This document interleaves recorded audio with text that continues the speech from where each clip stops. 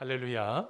우리 이곳에 잘 오셨습니다. 우리 옆에 있는 분들하고 이렇게 인사해 보겠습니다. 우리는 하나님의 은혜로 살아갑니다. 우리는 하나님의 은혜로 살아갑니다.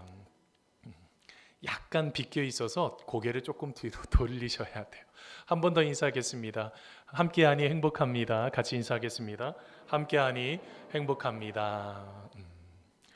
여러분 함께할 수 있어서 참 감사합니다. 하나님의 은혜 주셔서 기쁨으로 감사함으로 세움받는 축복의 시간 되시기를 간절히 소원합니다. 여러분 영화 중에서 새 얼간이라는 영화가 있습니다. 여러분 이디엇이라는 단어, 바보라는 뜻이죠. 자, 그런데 여러분 이 세 명의 얼간이가 실제로는 인도의 명문 대학인 IC 임페리얼 공대를 다니는 사람들입니다. 굉장히 똑똑한 천재들이죠.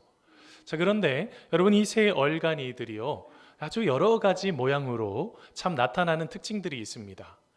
여러분 이제 그 다음 사진에 보면 한 가운데에 턱을 괴고 있는 사람이 란초입니다. 그 란초는요 준수한 외모에다가 아주 천재적인 지능을 갖고 있고요, 또한 집이 아주 잘 삽니다. 부자 집이죠. 그러면서 여러 가지 참 가지고 있는 스펙도 대단했지만 그는 사회 관습이나 여러 가지 특징에 대해서 이 경쟁 위주의 이 교육 자체가 마음에 들지 않았습니다. 그래서 이것을 넘어서기 위해서 그는 아주 여러 가지 좀 돌발 행동들을 하기 시작을 하죠. 어찌되었던 그 란초는 제가 보기엔 참 공부도 안 하고 늘 놀지만 늘 1등을 하는 바로 그 친구가 란초입니다. 자, 왼쪽에 있는 사람은 파르한입니다. 파르한은요 여러분 그의 꿈은 원래는 사진작가입니다. 사진을 찍고 싶었죠.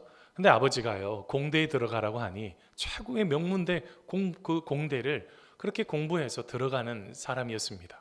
어떻게 됐을까요? 나중에 아버지를 설득하기 시작합니다. 아주 성품이 좋은 친구인데요, 그렇게 해서 나중에 친구를 설득을 하고 나중에 자기가 원하는 꿈인 사진작가가 됩니다. 맨 오른쪽에는 라주입니다. 여러분 이 라주는요 가지고 있는 특징이 뭐냐면 집이 너무 가난했습니다. 먹고 살 것이 없었어요. 원래는 아버지가 우체국장이었는데 너무 어린 시절에 쓰러지면서 아주 힘겹게 삽니다. 돈이 없어요. 근데 이 라주가요 아버지가 급박하게 위독한 상황이 있을 때 그 가운데 있는 란초가요 아버지의 병원비를 대줘서 살립니다. 얼마나 마음이 기쁘겠어요. 이 라주는요 소심해요. 나중에 소심하지만 나중에 대기업까지 취업하는 그 라주인데요, 근데 가운데 있는 란초가요 나중에 보니까요 그가 명문대를 들어올 수 있는 형편이 아니었어요. 그는 실제로는요 인도에는요 계급이 있습니다. 우리 이전에 우리 인도 선교사님 오셔서 말씀 나누셨죠. 그 인도 선교사님 얘기하는데 계층이 굉장히 많이 있다고 그래요. 근데 그 계층 하나를 넘어서기가 어렵다고 합니다. 그렇게 어려운데 나중에 이렇게 훌륭한 학교에 들어가서 나중에 대안학교를 만드는 중간에 있는, 실제로는 속이면서 학교에 들어간 거죠. 자, 그런데 여러분 이 란초뿐만 아니라 함께 있는 학생들이 외치는 말이 있습니다. 그게 뭐냐면 all is well이라는 단어예요. 원래는 all is well이라는 단어인데 이 인도 사람들이 all이라는 단어로 바꿨어요. 뭐랄까요? 잘 될 거야 라는 그런 말이에요. 그의 앞에 힘들고 어려울 때마다 그들은 외칩니다. all is well, 잘 될 거야. 잘 될 거야 하면서 그들의 어려움을 풀어내는 이야기가 바로 이 지금 새 얼간이라는 영화의 내용입니다. 자, 여러분 저 새 얼간이라는 영화를 보면서 여러분 이런저런 좀 생각을 해보게 됐는데요, 그들은요 얼간이가 아니에요. 천재죠. 굉장한 천재들입니다. 그렇게 볼 수 있는 영화가 바로 이 새 얼간이인데요, 신앙에도요 오늘 본문에 만나는 사람은 새 얼간이와 같은 모습이 나타납니다. 여러분 이들은 제자가 되고 싶은 사람도 있었겠고 그 다음에 제자가 되기 위해서 예수님과 함께 따라다니는 사람들도 있었습니다. 자, 그런데 그들은요 진정한 제자가 무엇인지를 몰랐어요. 여러분 제자는 누구일까요? 어떤 일을 하는 사람일까요? 여러분 마가복음 3장 14절에서 15절 말씀에 제자는 이런 일을 하는 사람입니다. 함께 읽겠습니다. 시작. 이에 12를 세우셨으니 이는 자기와 함께 있게 하시고 또 보내사 전도도 하며 귀신을 내쫓는 권능도 가지게 하려 하심이로라. 여러분 예수님은요 함께하고 싶은 사람들이 필요했어요. 혼자서 하나님의 복음을 증거할 수가 없으셔서 함께 같이 거할 수 있는 귀한 제자들이 필요했습니다. 함께 해주는 사람이요. 여러분, 예수님도 함께 해주는 사람이 필요한 것처럼 여러분들도 함께하는 사람이 있으셔야 돼요. 그러면서 두 번째로 한 영혼을 사랑할 수 있는, 그러면서 그들을 주님 품으로 인도할 수 있는 바로 전도를 하기 위해서 제자들을 세우셨습니다. 그러면서 세 번째로 영적으로, 육적으로, 정신적으로 문제가 있는 사람들을 세워가는, 주님의 권능으로 회복시키는 그런 일을 감당하기 위해서 제자들을 세우신 것입니다. 그런데 여러분, 오늘 말씀 속에 나타나는 지금 세 명의 사람들은 전혀 다른 행동들을 하고 있습니다. 그들은 진정한 제자도가 무엇인지를 몰랐어요. 제자의 삶이 어떤 삶인지를 몰랐던 것입니다. 여러분, 제자는 어떤 사람일까요? 제자는 축복이기도 합니다. 그렇지만 제자는 우리의 삶 속에 어떤 인생의 목표나 우리의 성품이 아니라는 거예요. 제자의 삶은 어떤 삶일까요? 오늘 말씀을 통해서 함께 알아가는 시간 되기를 바랍니다. 여러분, 첫째로요, 예수님을 따르는 이 제자의 삶은 한번 따라서 보세요. 편안한 삶을 넘어서는 것입니다. 자, 여러분, 오늘 말씀 누가복음 9장 57절 말씀인데요, 같이 한번 읽어보겠습니다. 시작. 길 가실 때 어떤 사람이 여짜오되 어디로 가시든지 나는 따르리이다. 아멘. 예수님께서 길을 가시다가 첫 번째 사람을 만나게 되었습니다. 첫 번째 사람을 만났는데 그가요, 예수님에게 이렇게 말했습니다. 예수님, 어디로 가든지 제가 따르고 싶습니다. 예수님의 제자가 되고 싶다고 말을 했습니다. 여러분, 그는 대단한 결심을 하고 예수님 앞에 서 있는 사람 같습니다. 용기도 있고요, 사명감이 불타있는 사람이었습니다. 자, 그러면서 오늘 말씀 속에 나타나지 않지만 오늘 말씀과 병행 구절인 마태복음 8장에 보면 이 사람이 누구인지가 나옵니다. 여러분, 누굴까요? 이는 서기관이다 라고 표현을 하고 있어요. 여러분, 서기관은 이 당시에 유대인들에게 존경받는 사람입니다. 이 당시에 있는 서기관들은 우리가 법을 풀어내는 변호사들이 있는 것처럼 랍비의 법과 하나님의 말씀을 풀어주는 변호사와 같은 종교적인 변호사들입니다.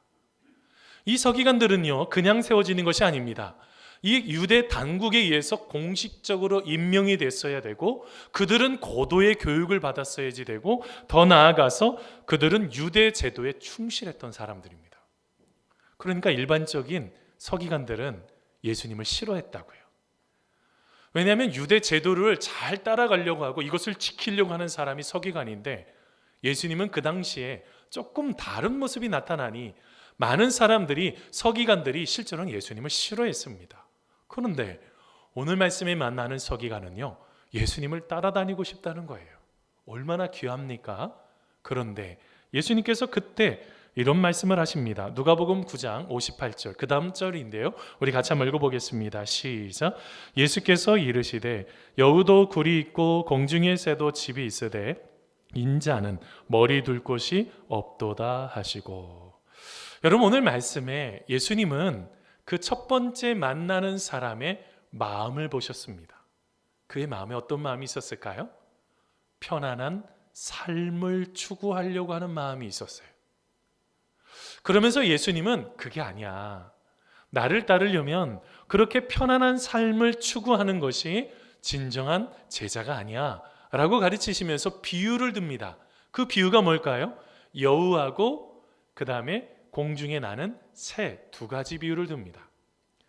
여러분, 이 당시에는 여우가 참 많았다고 그럽니다. 여러분, 사사기를 말씀을 쭉 읽다 보면 삼손이 어떻게 해요? 블레셋 사람들한테 화가 났어요. 그때 여기저기 뛰어다니면서 여우 300마리를 잡습니다. 그러면서 그 꼬리에 불을 붙여서 여기저기 뛰어다니게 하고 많은 것을 불에 태우는 이야기가 나와요. 그만큼 여우가 많다는 거예요. 그런데 그 여우는 어떠할까요? 여기저기 뛰어다니면서 살지만 자기의 땅을 판 굴이 있단 말입니다. 자기가 들어가서 기거할 그 굴이 있는 거예요. 공중에 나는 새는 어떨까요? 예수님께서 공중에 나는 새를 봐라, 저 수많은 새가 다 집이 있지 않냐. 여러분, 공중에 나는 새를 비유를 드신 건 그 당시에 약 5억 마리가 넘는 새들이요, 유럽에서 아프리카로 넘어갈 때 이스라엘 땅을 지나서 갔다고 합니다. 그러니까 얼마나 새들이 많이 있었겠어요. 그러니까 그 수많은 새들도 뭐가 있다고요? 집이 있다는 거예요. 자기가 거할 집이 있어요. 근데 예수님 말씀하신 건 나는 노숙인처럼 거할 집이 없어. 나를 따라다니는 건 편안한 삶이 아니야 라고 첫 번째 만난 사람에게 이야기하고 있는 것입니다. 여러분, 예수님은 첫 번째 만난 사람의 그 잘못된 동기를 보신 것입니다. 예수님을 따라다닌다고 하지만 정작 예수님을 따라다니는 것이 얼마나 많은 비용을 지불해야 되고 얼마나 큰 고통이 있다는 것을 그는 전혀 생각하지 않았습니다. 단지 그냥 길을 지나다니면서 예수님 주위에 수많은 사람들이 따라다니고 늘 예수님을 존경한다고 하고 예수님께서 놀라운 일을 행하니 자기도 그렇게 존중받고 존경받고 싶은 마음이 그의 마음속에 가득했다는 것입니다. 여러분들은 어떠하십니까? 우리의 삶 속에 오늘 말씀의 제일 첫 번째 만나는 제자처럼 예수님을 믿는 삶은 편안한 삶처럼 혹시 생각하고 계시지는 않습니까? 예수님은 조금 더 시간이 흐르면서 그 제자들에게 이렇게 말씀하셨습니다. 여러분, 마태복음 10장 16절 말씀인데요, 같이 한번 읽어보겠습니다. 보라, 같이 읽습니다. 시작. 보라, 내가 너희를 보냄이 양을 이리 가운데로 보냄과 같도다. 그러므로 너희는 뱀같이 지혜롭고 비둘기같이 순결하라. 여러분, 오늘 말씀에 양이, 우리들이 양이죠. 양이 어디로요? 이리 가운데로 보내짐과 같다는 거예요. 양이 이리 가운데로 보내시려면 어떻게 해야 될까요? 양이 셉니까? 이리가 셉니까? 당연히 이리가 세죠. 그러면 양이 이리 가운데로 들어가려고 하면 어떻게 해야 돼요? 여러분, 존 오토버그 목사님께서 선택 훈련에서 그 똑같은 질문했습니다. 양이 이리 가운데로 들어가려면 어떻게 해야 됩니까? 이렇게 답을 했어요. 매우 조심스럽게, 겸손하게. 두 가지 답을 했어요. 매우 조심스럽게 들어가야 된다는 거예요. 이건 뭘 말하고 있을까요? 우리 안에 용기가 필요하다는 것입니다. 그 이리 안에 들어가려고 하면 용기가 없으면 들어갈 수가 없어요. 그 다음에 또 뭐 어떻게 하게 해요? 겸손하게. 겸손하다는 게 뭐예요? 내가 마치 이길 것처럼 하면 안 되고 내 마음속에 땅에 있는 것처럼 아주 겸손함으로 들어가야 된다는 거예요. 이것은 무엇을 말하고 있을까요? 내 지능이나 내 힘이나 내 능력으로 감당할 수가 없는 일이라는 것입니다. 어떤 삶이요? 제자의 삶이요. 내 힘으로 풀어내겠다고 한다면 그것은 감당할 수가 없어요. 그래서 끊임없이 넘어지고 실수하게 되는 것입니다. 오늘 말씀에 주님께서 말씀하시는 게 무엇일까요? 예수님을 따르는 삶은 편안한 삶이 아니다 라고 말씀하고 있는 거예요. 어떤 삶일까요? 힘들고 고단하고 어려운 삶일 수도 있다. 주님은 그렇게 말씀하고 있는 것입니다. 여러분, 그렇지 않을까요? 여러분, 예수님을 믿는 사람들 중에 제자들이 있습니다. 특별히 우리들 중에서도 여러분, 예수님을 가장 가까이서 모든 일들을 헌신하는 사람들이 있습니다. 그 일이 쉬울까요? 아니에요. 어떨 때는 별 얘기 다 들어요. 어떨 때는 굉장히 힘이 듭니다. 어떨 때는 말로 다 표현할 수 없는 어려움을 경험하죠. 그런데 예수님은 뭐라고 말씀하시는 거예요? 헌신의 자리로, 편안함이 아닌 고통의 자리로 나아가야지 된다는 것입니다. 그 사람이 바로 제자라는 거예요. 여러분은 제자의 삶을 살고 계십니까?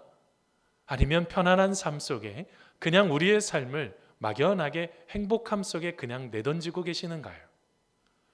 여러분, 미국에 여러분 갤럽이 있습니다. 많은 사람들을 하나씩 조사를 해봤어요. 해봤더니 미국의 그리스도인들 중에서 10%만 하나님 앞에 헌신한다는 것입니다. 나머지 90%는 헌신을 하려고 하지 않습니다. 그냥 편안한 삶을 살려고 한다는 거죠. 근데 여러분, 그 편안함의 삶의 끝에 뭐가 있을까요? 탐심이 도사리고 있다는 거예요. 우리 여러분 예전에 읽었던 누가복음 12장 15절 말씀입니다. 우리 같이 한번 말씀 같이 한번 읽어보겠습니다. 그들에게 같이 있습니다. 시작. 그들에게 이르시되 삶과 모든 탐심을 물리치라. 사람의 생명이 그 소유에 넉넉한 데 있지 아니하리라. 아멘.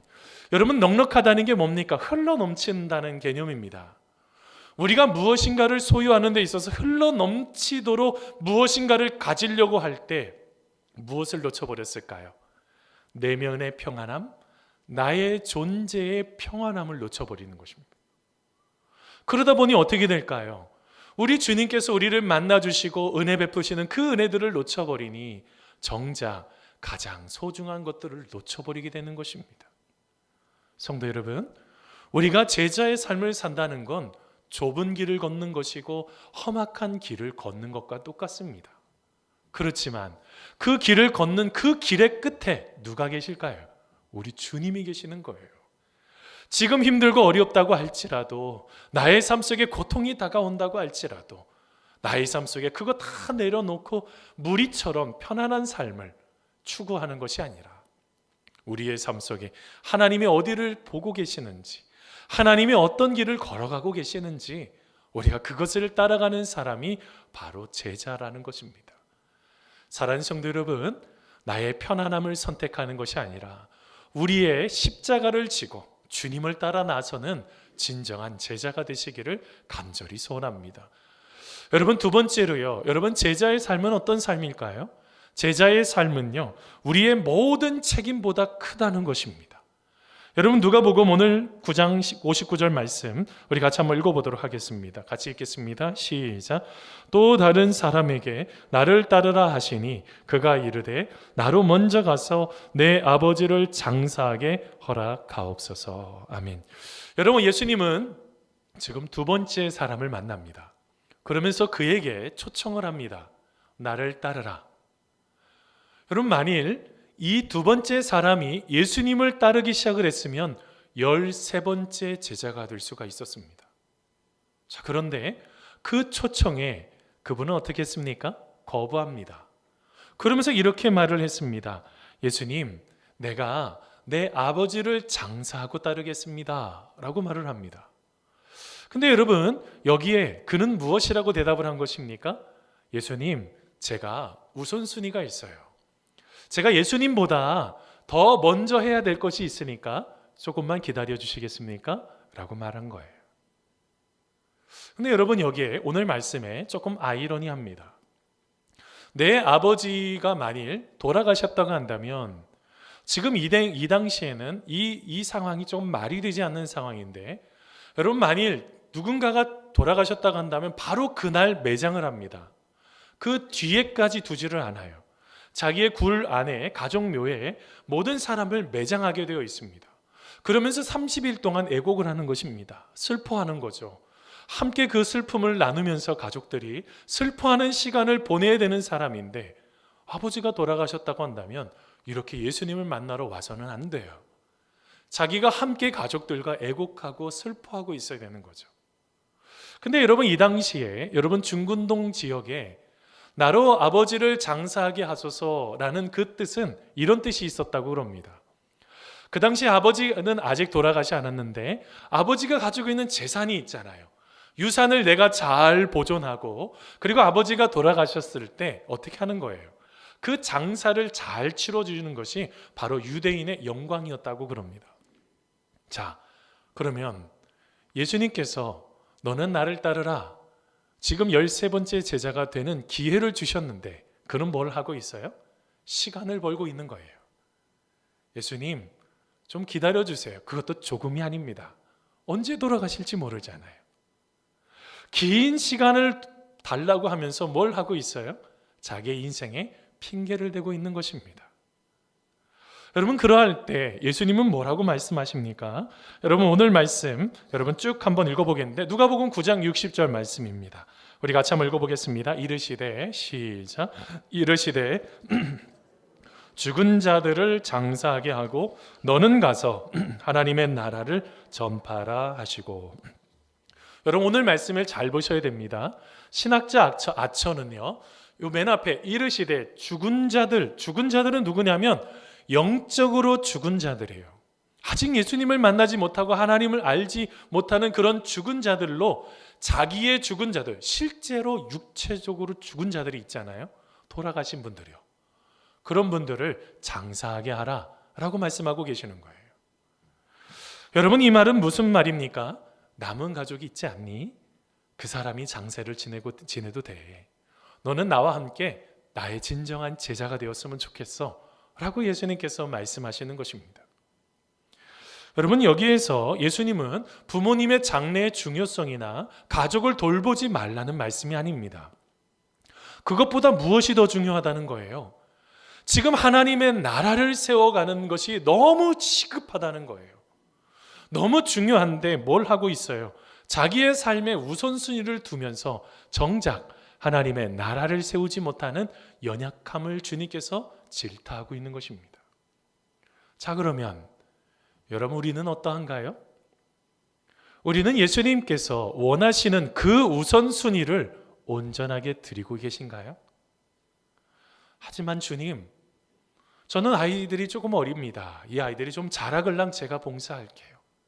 하지만 주님, 아이가 좀 대학교쯤 들어가면 제가 봉사하겠습니다. 하지만 주님, 제가 조금 승진하면 제가 주님을 위해서 봉사하겠습니다.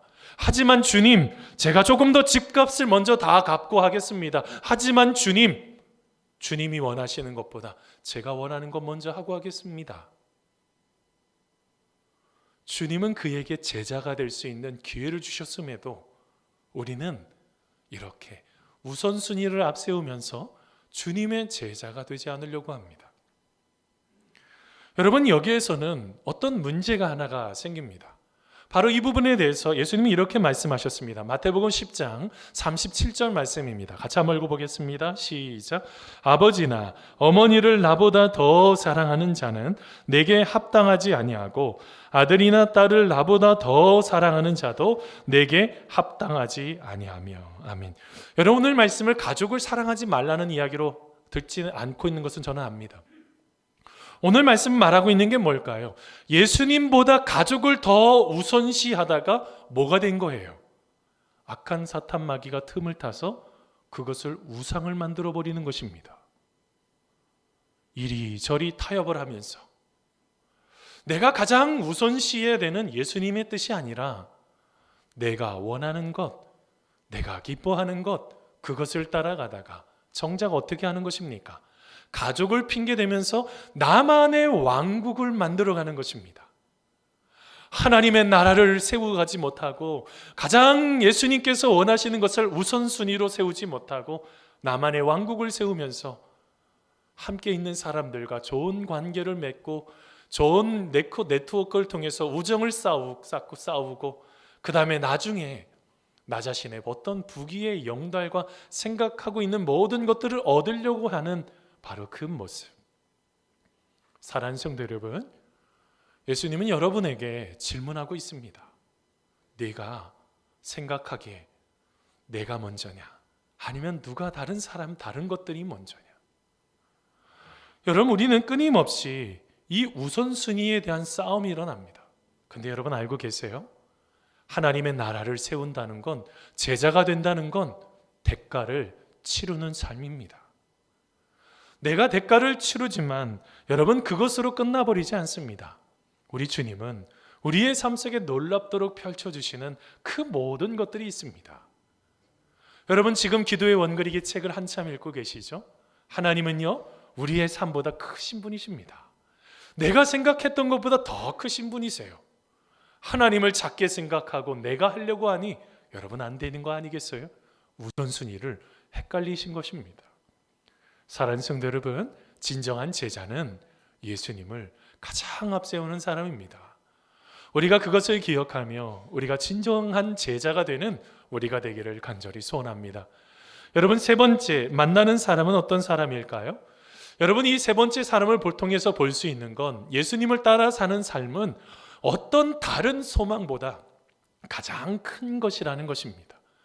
여러분, 오늘 말씀 누가복음 9장 61절 말씀입니다. 같이 한번 읽어보겠습니다. 또 다른 사람이 시작. 또 다른 사람이 이르되 주여 내가 주를 따르겠나이다마는 나로 먼저 내 가족을 작별하게 허락하소서. 여러분, 오늘 말씀의 세 번째 사람이 그렇게 말했습니다. 예수님을 따르겠습니다. 자, 그런데 가족에게 가서 작별을 하고 오겠습니다 라고 말했어요. 여러분, 이 작별이 잘못된 것은 아닙니다. 여러분, 열왕기상 19장 말씀에 보면 엘리야가요, 그의 겉옷을 엘리사 앞에 던집니다. 그가 뭘 하고 있었어요? 밭을 갈고 있었단 말입니다.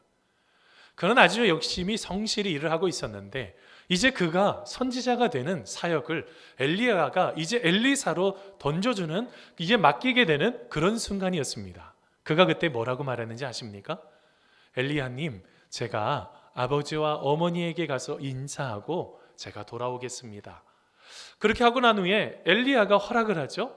그 뒤에 집에 돌아가서 그것을 다 하나씩 하나씩 해결하고 엘리사가 그 다음 선지자가 되는 이야기가 나옵니다. 자, 그런데 오늘 말씀 속에 예수님은 그 세 번째 사람의 마음을 보셨습니다. 그에게는 어떤 마음이 있었을까요? 여러분, 일반적으로 오늘 본문을 세일즈맨이 만일 보았다고 한다면 이분이 어떤 행동을 할지를 금방 알았습니다. 예를 들면요, 여러분에게 물건을 팔려고 하는 사람이 있습니다. 자, 그러면서 만약 이렇게 얘기했다면, 제가요 집에 가서 아내하고 얘기하고 나서 이 물건을 좀 사겠습니다 라고 하면 그 물건을 어떻게 하겠다는 거예요? 살 확률이 거의 없다는 거예요. 그래서 세일즈맨들은 어떻게 하려고 그래요? 그 순간에 계약을 하려고 그렇게 애를 쓰는 것입니다. 왜요? 집에 돌아가서 상의를 하다가 그 생각이 바뀌어질 것이 뻔하기 때문에 그럽니다. 예수님도 그것을 알고 계셨습니다. 집에 돌아가서 상의를 하는 순간 그의 마음속에 이제 뒷문을 열어놓기 시작한다는 것을 알고 계셨어요. 조금만 어려우면 이제 도망가려고 했던 그 마음을 세 번째 사람의 마음을 통해서 알고 계셨던 거죠. 여러분, 알고 계십니까? 지금 시대의 이 배경은 오늘 말씀 바로 직전인 바로 누가복음 9장 51절부터 누가복음 18장까지의 말씀은 이제 갈릴리 지역을 떠나서 예수님께서 예루살렘으로 가는 지역입니다. 상황입니다. 예루살렘에 왜 갔을까요? 그곳에 가서 대제사장들과 장로들에게 핍박을 받고 십자가에 못 박혀 돌아가시기 위한 거예요. 굉장히 시급한 것입니다. 하나님의 나라를 함께 증거할 수 있는 제자들이 세워져야지 이 모든 것들을 풀어낼 수 있는데 집에 가서 그것을 상의하고 오겠다고 하니 이제 돌아오지 않을 것이 뻔한 것을 알고 예수님께서 뭐라고 말씀하십니까? 바로 쟁기를 가지고 뒤를 돌아보지 말라는 것이죠. 바로 오늘 말씀입니다. 누가복음 9장 62절입니다. 우리 같이 한번 읽어보겠습니다. 시작. 예수께서 이르시되 손에 쟁기를 잡고 뒤를 돌아보는 자는 하나님의 나라에 합당하지 아니하리라 하시니라. 여러분, 오늘 말씀에 쟁기를 비유를 든 이유가 뭘까요? 쟁기를 잡고 가는 사람은 앞에 목표를 봐야지 되는 것입니다. 자꾸 뒤를 보면 왼쪽으로 보면 왼쪽으로 치우치고 오른쪽을 보면 오른쪽으로 치우치는 거죠. 어떻게 될까요? 제대로 된 길을 만들 수가 없는 것입니다. 여러분, 우리가 신앙생활하면서 자꾸 왜 뒤를 돌아볼까요? 우리의 삶 속에 뒤를 돌아보는 이유가 무엇입니까? 세상에 대한 미련 때문 아닙니까? 세상에 있는 것들이 더 좋아 보여요. 그것이 나의 인생의 큰 소망처럼 느껴지는 것, 그것 때문에 그런 거 아닙니까? 그런데 주님께서 말씀하시는 것, 그 소망보다 더 크다는 것입니다. 여러분, 성경 말씀에 보면, 디모데후서 말씀에 보면 여러분, 사도 바울이 마음속에 상처를 받게 했던 사람의 이야기가 나옵니다. 그 사람이 바로 데마예요. 데마는 어떤 사람입니까? 이 세상을 사랑해서 사도 바울을 배신했던 사람이었어요. 뭐가 문제일까요? 그의 마음속에 뒤를 돌아본 것입니다. 내가 하나님과 친밀한 교제를 통해 나의 인생을 세워가긴 것을 거부하고 세상이 더 좋았던 것이죠. 사랑하는 성도 여러분, 우리 예수님은 우리의 삶 속에 하나님을 더욱더 집중하는 인생이 되기를 원하고 계세요. 자꾸 뒤를 돌아보면서 그게 마치 더 좋은 것인 것 마냥, 거기에 소망이 있는 것 마냥 우리의 삶을 보지 말라는 것입니다. 마치요, 창세기 말씀에 보면 여러분, 룻의 처가요, 그 세상에 자기가 두고 왔던 소돔과 고모라 땅에 있었던 그 모든 것들이 너무너무 아쉬워서 자꾸 뒤로 돌아보다가 소금 기둥이 된 것처럼 우리의 삶을 잃어버리지 말라는 것입니다. 사랑하는 성도 여러분, 우리가 진정으로 주님의 말씀을 따라 진정으로 나아가는 우리가 되기를 간절히 소원합니다. 그렇게 될 때 우리 주님은 진정한 내가 바로 제자다라고 말씀하고 있는 것입니다. 여러분, 오늘 말씀을 맺으면서 여러분 하나의 이야기를 알려드리려고 합니다. 여러분, 카일 아이들먼이 쓴 팬인가 제자인가 라는 책입니다. 여러 번 말씀 속에 인용을 했는데요, 여러분 저 책에 보면 이런 이야기가 있습니다. 팬들은 내일만을 이야기합니다. 그리고 그 내일은 비극이 닥치고 꿈이 깨진 뒤에야 비로소 오늘이 됩니다. 팬들은 수년간 미루기만 하다가 궁지에 몰려서야 다급한 심정으로 예수님께 달려갑니다. 그제야 수천 조각으로 깨어진 인생이나 예수님께 의탁합니다. 예수님은 속삭이지 않습니다.